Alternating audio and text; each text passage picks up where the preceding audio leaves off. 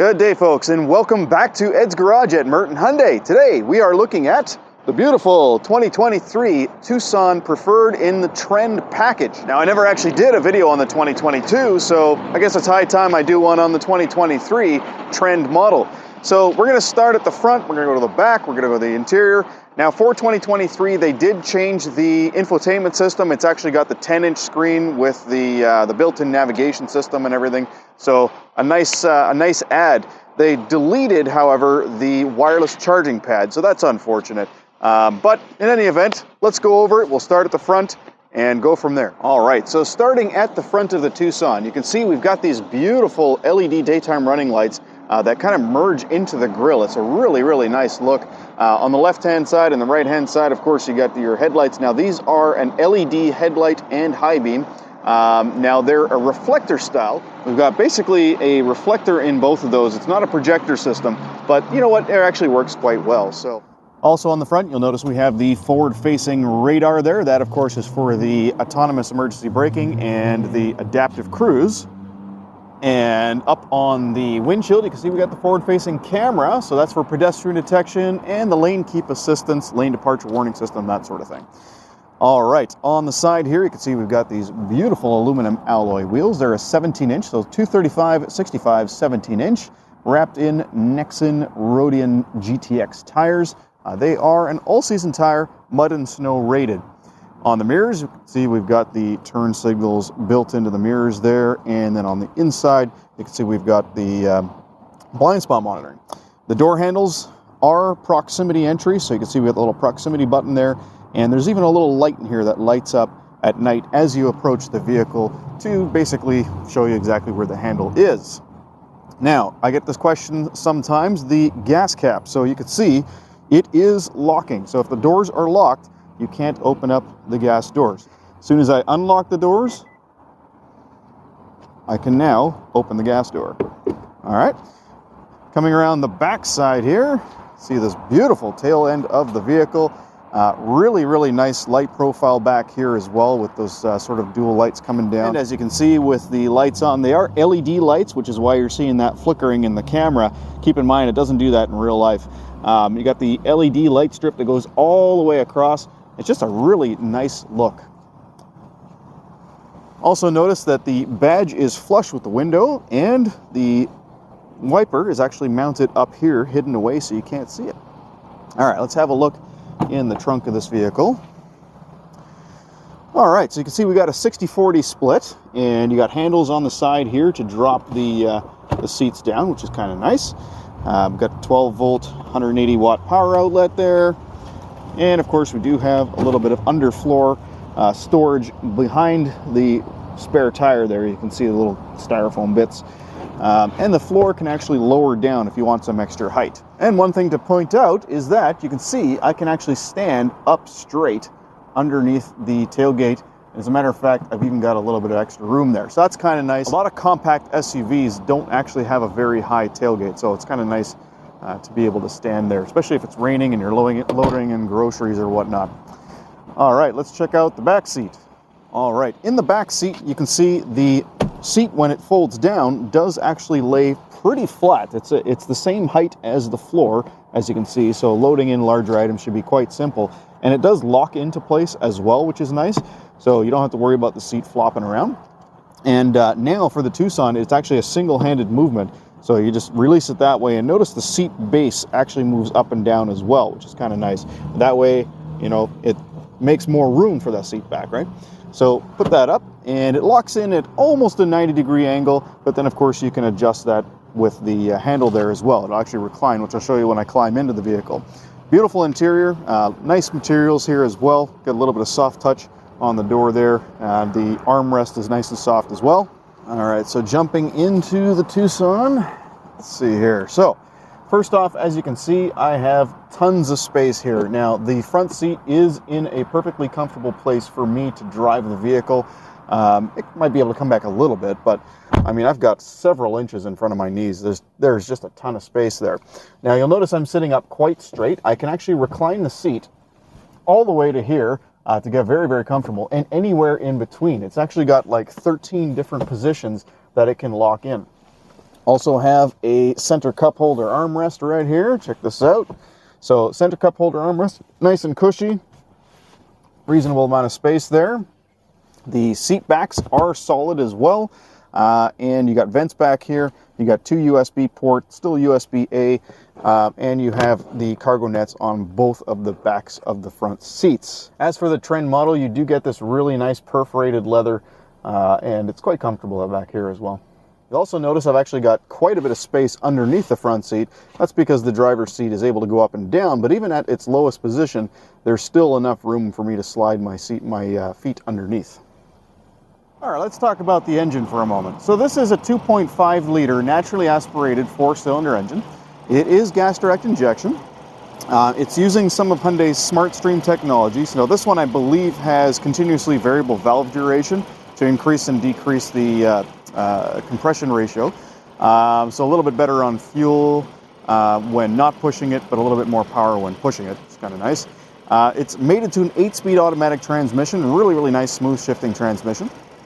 In the engine bay, as you can see, there's actually quite a bit of space around the outside, so maintenance on these is actually pretty decent. You'll also notice on this side here, we've got the air filter. Now, what's really nice about the air filter is just how easy it is to take out. So you can see I can just release the latch, and I can now just pull it out. Now, the engine's running, so I'm not going to do that right now, but yeah, if you ever want to replace your own engine air filter, it's just as easy as that. You got the fuse box there, accessory battery there, everything's nicely covered up. Even the sides here is all covered up by plastic to make sure that there's a little bit less road noise, wind noise, that sort of thing. Even the hood insulation here is buttoned up really nicely. You got insulation along the back, the firewall there as well. You see a lot of this structural adhesive here. Now, structural adhesive is heavily used by Hyundai to actually reinforce all these sort of welded points on the vehicle. They use a lot more than the typical company, about 2 to 3 times more. So this vehicle has over 400 feet of structural adhesive, making all of those welded points a little bit stronger. See that right along here as well. So you can see the spot welds. That increases that welded structure. I think it's by like 3 times in strength.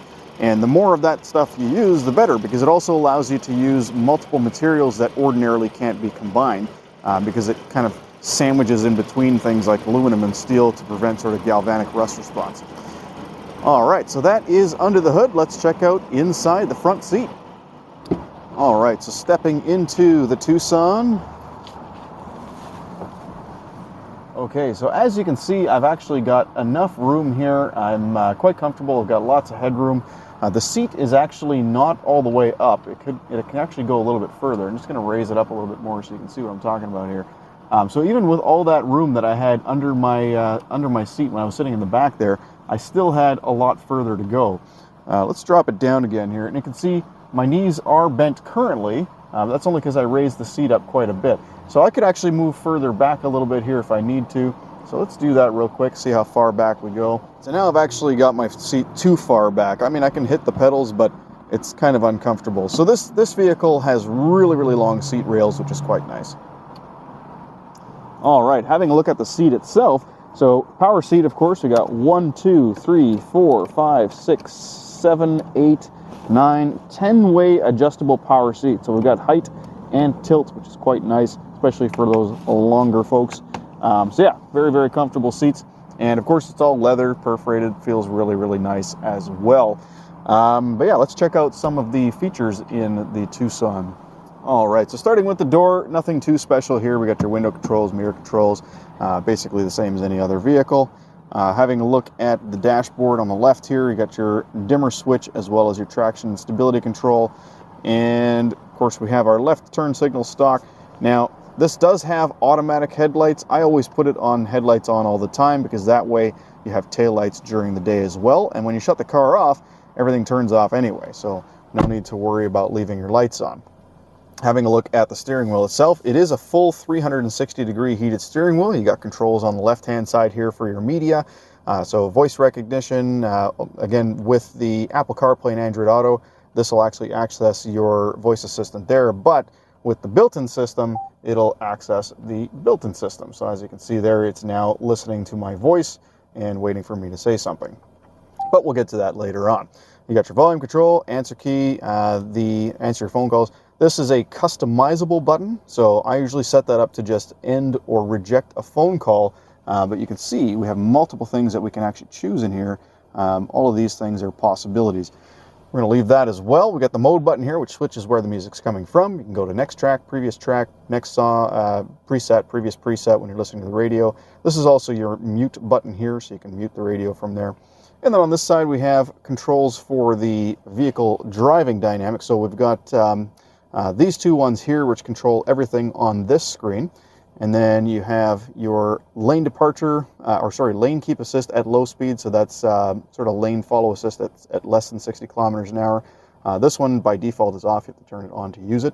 And then you also have lane keep assist at 60 kilometers an hour or higher. That's on all the time unless you disable it in the system. These three here are for the cruise control. So that's your set speed.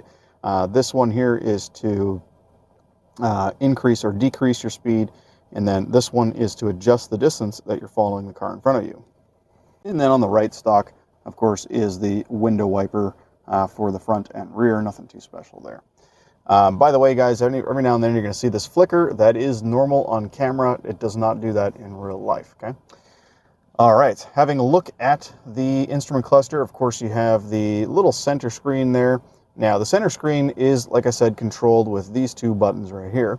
So if we're looking at that, we've got, start at the left here, we've got our lane keep assist screen, we have our attention level, so this vehicle can actually remind you if you're getting tired or whatever. It'll determine that you've been driving too long and suggest taking a coffee break. Jump over one, we've got our digital speedometer, we have our drive info, so that's our current drive info from when we started the car. Since the last refuel, so I'll reset that because it's inaccurate. Accumulated info, it's like your trip computer. We're going to skip that. Got your digital speedometer there, and then if we jump over one, you can see we've got a compass here. However, if we're navigating with the built-in system, which I will now demonstrate, find the nearest Walmart. 5 results found. Line 2. Would you like guidance to this? Yes. So the nice thing, you can actually cut her off. You don't have to wait for them to finish talking. Just going to hit that for now. There we go. Okay, so now if we look at this screen, it's our route guidance. So turn-by-turn directions, and if I drop it down one, it's the total destination distance and time to get there.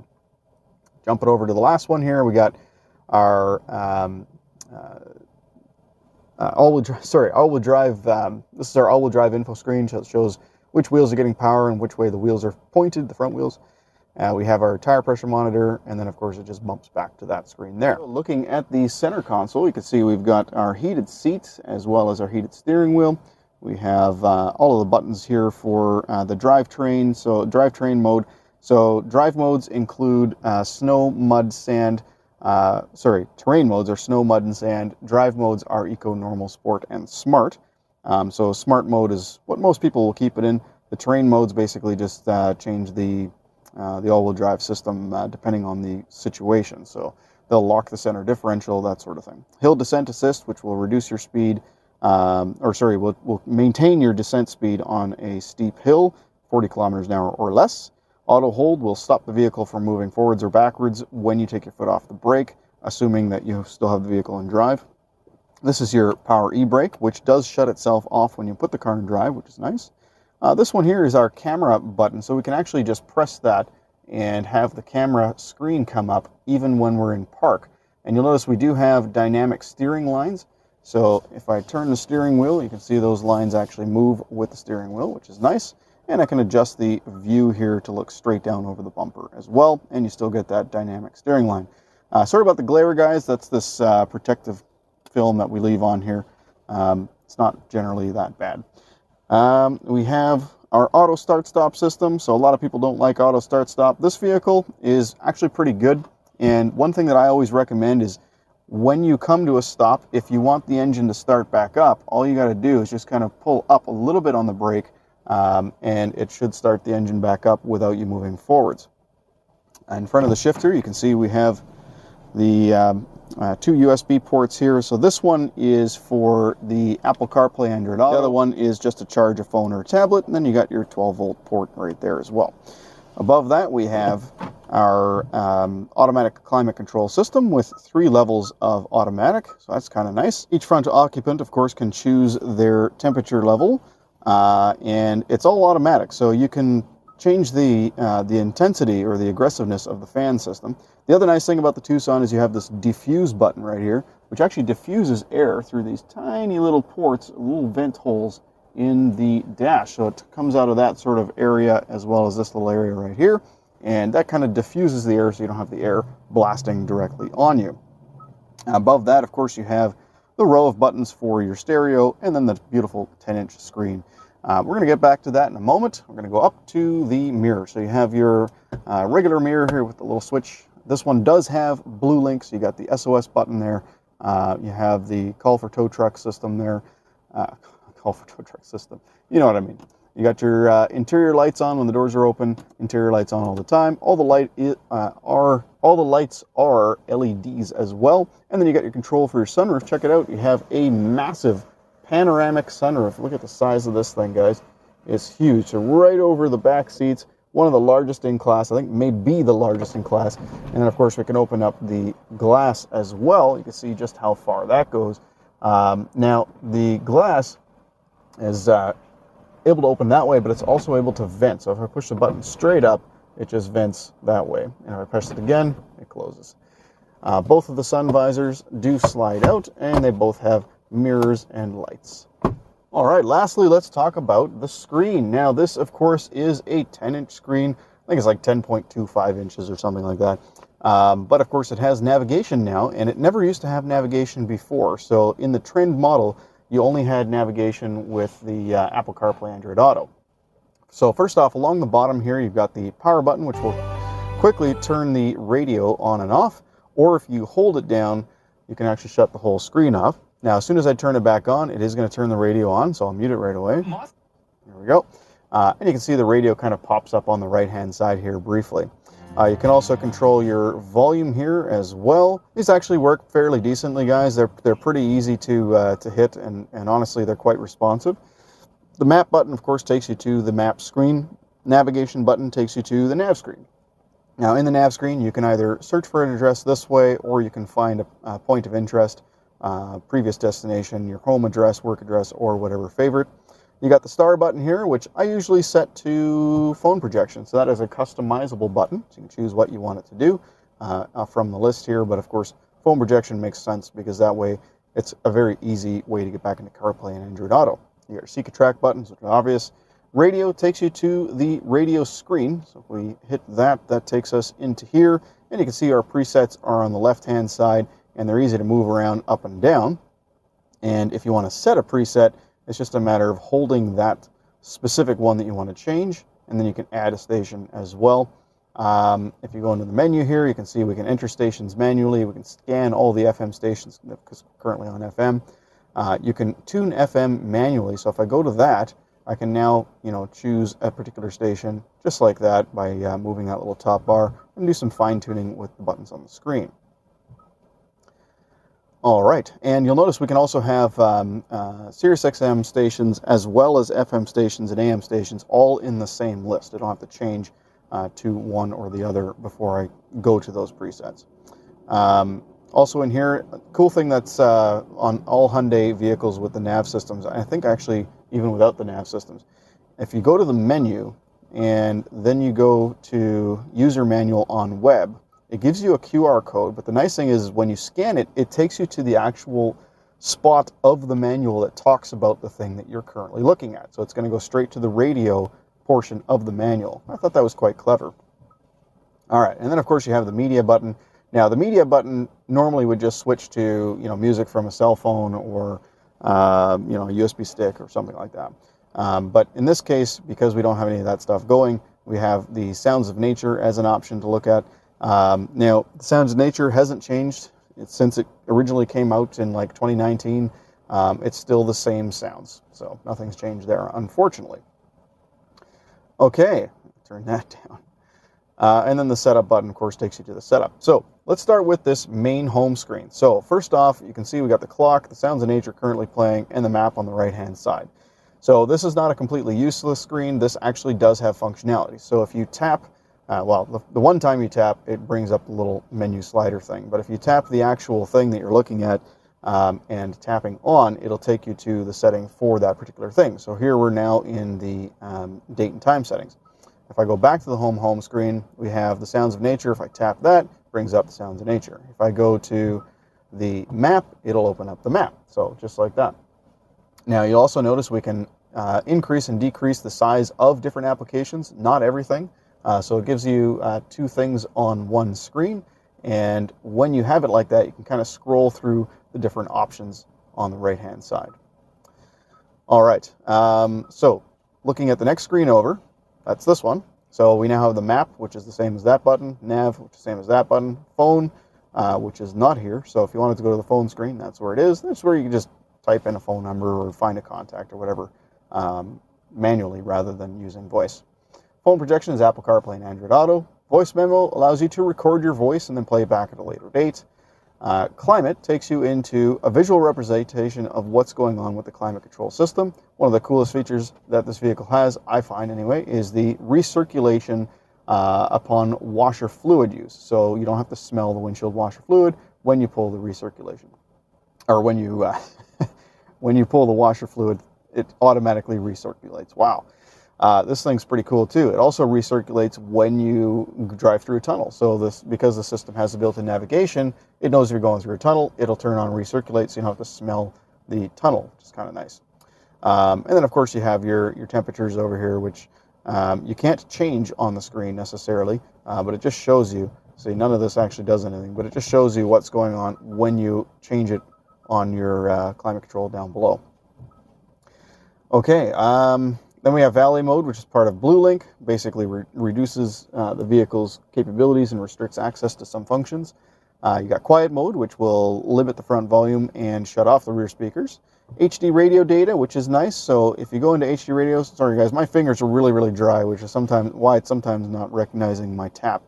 So if we go into radio data, you can see traffic reports. Currently there isn't any. You can see Doppler radar. Again, currently there isn't any Doppler radar information. So it depends on the HD radio stations as well. And then if you go to HD radio station fuel prices, this one currently is working. So you can actually see all the fuel prices in the area. And I think it actually lists by price.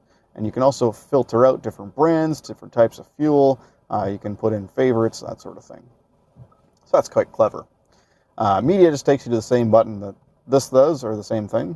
Setup is the same as the setup button there. Swipe over, we have our BlueLink, our notifications for BlueLink, and then our user manual. So this is the same as the other thing, except it just takes you to the main user manual page. All right, now let's have a quick look at the setup settings stuff. So you have your vehicle settings here. Now, vehicle settings allow you to go and change things like your forward autonomous emergency braking system, whether you want to have it assist, just give you a warning, or shut it off completely. If I go into driver attention warning, you have your leading vehicle departure alert. So that gives you a little friendly reminder that you can start moving if the car in front of you is gone. And you have your inattentive driver warning. Now, I actually had a comment on my YouTube video saying that they didn't really like, the system constantly reminding them that they were possibly tired and should take a break. Well, on the Tucson, you can actually shut that system off. Then you have your lane safety, so you can actually have it assist, just provide a warning, or shut it off. Blind spot safety, so you got safe exit warning, so that basically will warn you if there's a vehicle coming down the road if you're parallel parked. So you don't want to open a door, obviously. Active assist provides a warning and vehicle control when risk of blind spot collision is detected. So when you're reversing, it'll actually stop, like it'll hit the brakes, or you can turn that on warning only or turn it off. Under parking safety, you can actually enable and disable the rear cross traffic alert system completely. And you can also go into your camera settings and enable and disable the parking lines or extend the camera. You can also change the display settings for the camera as well. All right, under cluster, illumination, of course, we'll crank that to max. Blue light filter, which is great. So you actually have a system whereby it filters out blue light at night. Okay. Here's our camera settings again. We can go to cluster theme selection. There really isn't a lot of changes with the cluster. It's just a little screen in the instrument cluster, not a big deal. Here's where we can enable our service interval, We can change the content selection on the cluster, enable our welcome sound, of course. We got our oil change reminder, which is interesting because there is a service interval thing here as well. So that's new to me. I don't remember seeing that before. So I think the oil life reminder may actually be different. That's interesting. So that's new. This might be the same sort of thing that other companies do where it monitors how you drive, how hot the engine gets, that sort of thing. And then under climate, we have our climate control settings. Lights, we have our one-touch turn signal, which we'll set to 5 flashes. That's just if you tap the stalk up or down. Welcome light on driver approach, which I was referring to earlier, the light in the handle. Headlight delay, high beam assist. Under door, auto unlock, 2-press unlock, that sort of thing. Under convenience, we have our rear occupant alert. So if the rear doors are ever opened while the engine's running, it'll remind you to check the rear seats. And then we have our auto rear wiper when you have the vehicle in reverse and the front wipers are on. So that's kind of nice as well. That pretty much covers it for the setup. All right, guys, so if you've made it this far, thank you so much for your support and watching the whole video. I hope this video helped you out to make a decision on buying a Tucson, and if it hasn't, that's okay too. But if the video helped you out at all, please hit like and subscribe, and don't forget to comment below. Thanks again for watching Ed's Garage, and look forward to future videos. Sorry it took me a little while to come out with this video. It's been a little bit of a busy time in my life, so I haven't done any videos in the last little while. So. But yeah, stay tuned for more, and thanks again for watching. Have a great day.